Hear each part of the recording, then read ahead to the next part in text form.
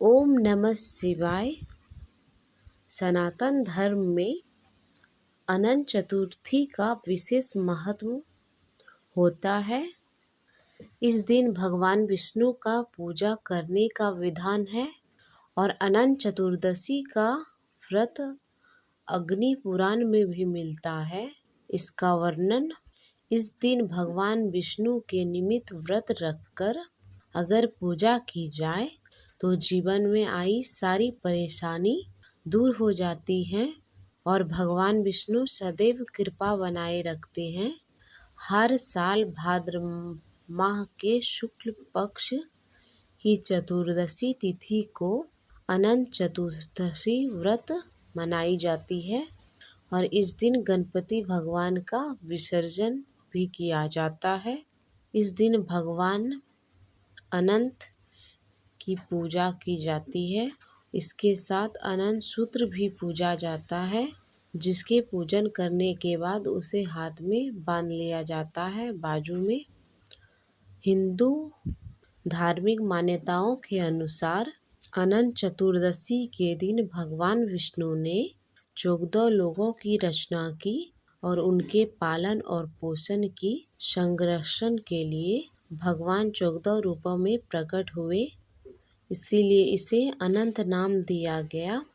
अनंत चतुर्दशी के दिन अनंत धारण करने से भगवान विष्णु सभी भय दूर करते हैं, अपने भक्तों पर कृपा करते हैं और धार्मिक मान्यताओं के अनुसार अनंत सूत्र बुरी नज़र से रक्षा भी प्रदान करता है।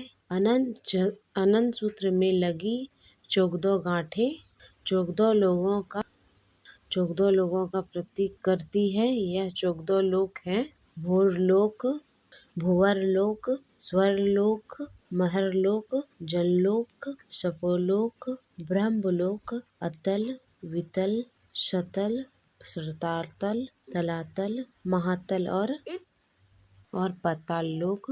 इन 14 गांठों को भगवान विष्णु के 14 रूपों का, जैसे अनंत, ऋषिकेश, पद्मनाभ, माधव, वैकुंठ, श्रीधर, मधुसूदन, वामन, केशव, नारायण, दामोदर और गोविंद का भी प्रतीक माना जाता है।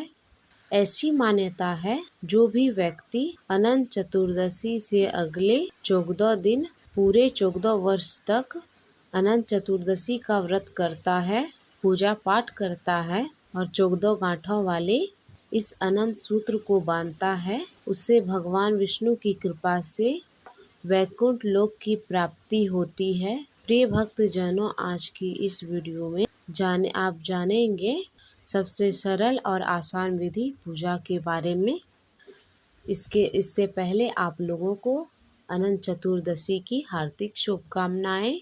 आज के दिन व्रत रखने वाले भक्तों को सुबह ब्रह्म मुहूर्त में उठकर स्नान आदि करके भगवान नारायण प्रणाम करके दिन की शुरुआत करनी चाहिए। इसके बाद घर को साफ सफाई करके, हो सके तो आप गंगा जल से स्नान करें, नहीं हो सके तो आप पवित्र नदी में स्नान जरूर कर सकते हैं। उसके बाद पीली वस्त्र धारण करें। सबसे पहले भगवान सूर्य को जल का अर्घ्य दें। इसके बाद आप घर के मंदिर के पास ही पूर्व दिशा की ओर मुंह करके चौकी की स्थापना करें, जिस पर साफ पीला वस्त्र बिछाकर भगवान श्री विष्णु की प्रतिमा रखें। अब तस्वीर के सामने ही आप कलश की स्थापना करें। पूजन करने के लिए जो आवश्यक सामग्री है, धूप, दीप, नैवेद्य आदि, और आज के दिन विशेष तौर पर अनंत सूत्र बनाया जाता है। आप उसे बाजार में भी ले सकते हैं, उसे रखें। सबसे पहले आप भगवान विष्णु के सामने में एक पात्र में अनंत सूत्र रख लें। जितने भी परिवार में आपके सदस्य हों, उन सभी को भी आज के दिन अनंत सूत्र बांधना चाहिए, क्योंकि यह एक रक्षा कवच रूप में काम करता है। सबसे पहले आप दीप जलाएं। आप भगवान विष्णु की प्रतिमा को पंचामृत, से स्नान कराएं।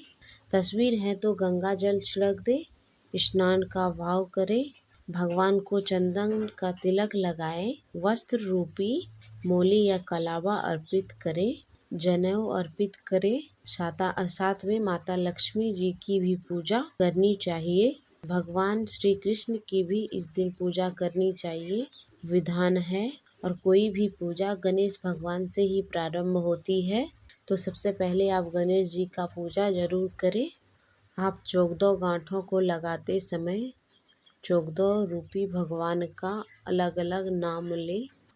ओम अनंताय नमः, ओम ऋषिकेशाय नमः, ओम पद्मनाभाय नमः, ओम माधवाय नमः, ओम वैकुंठाय नमः, ओम श्रीधराय नमः, ओम त्रिविक्रमाय नमः, ओम मसूदनाय नमः, ओम वामनाय नमः, ओम केशवाय नमः, ओम नारायणाय नमः, ओम दामोदराय नमः, ओम गोविंदाय नमः।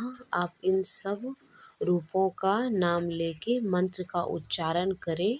इस प्रकार आप 14 गांठें अनंत में लगाने के बाद इसमें हल्दी लगाएं, कच्चे दूध में इन्हें डुबो दें और भगवान विष्णु के चरणों में इसे अर्पित करें। भगवान विष्णु के मंत्रों का जाप करें।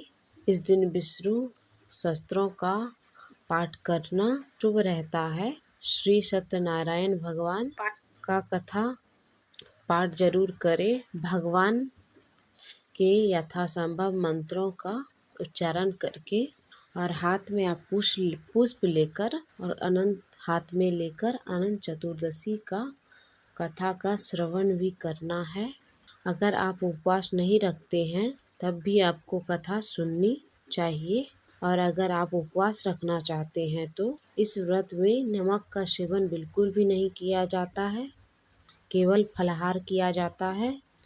व्रत सुबह से लेकर शाम तक रखा जाता है। सूर्यास्त के बाद पूजा करने के बाद व्रत का पारण कर लिया जाता है। इस प्रकार आप पूजा करें।